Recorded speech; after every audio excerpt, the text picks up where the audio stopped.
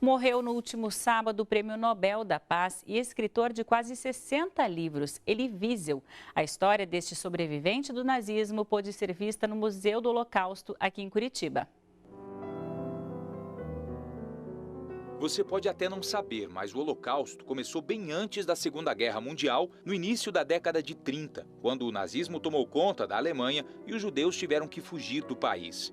Livros considerados proibidos, de autores judeus, russos e comunistas, eram empilhados e queimados. Em 1938, no episódio conhecido como A Noite dos Cristais, sinagogas, casas e negócios foram destruídos. Esta folha de couro da Torá, o Velho Testamento judeu, foi resgatada de um incêndio. Criado em 2011, o Museu do Holocausto tem 400 metros quadrados de histórias. A maior parte do acervo, que conta com fotografias, documentos e objetos, foi doada por sobreviventes e parentes. Hoje, vivem em Curitiba 11 sobreviventes do Holocausto. Em todo o mundo, o número varia entre 300 e 500 pessoas.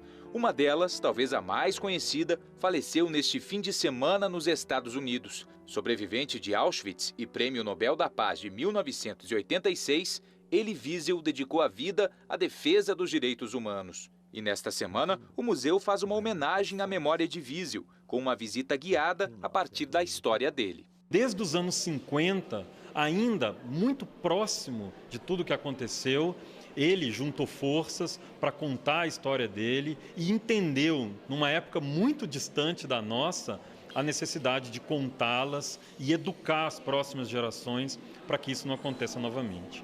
Estas cortinas transparentes têm 25 mil nomes gravados de pessoas conhecidas como os justos entre as nações. Cada uma delas ajudou a salvar ao menos um judeu. Entre os justos estão 2 brasileiros, um deles paranaense. Aracy Guimarães Rosa, por exemplo, que trabalhava com diplomacia na cidade de Hamburgo, no consulado brasileiro, então ela conseguiu conceder documentos para que muitos judeus imigrassem aqui para o Brasil, viessem fugindo, né, da perseguição. Para atrair o público, formado principalmente por estudantes, os monitores são jovens e as salas multimídia.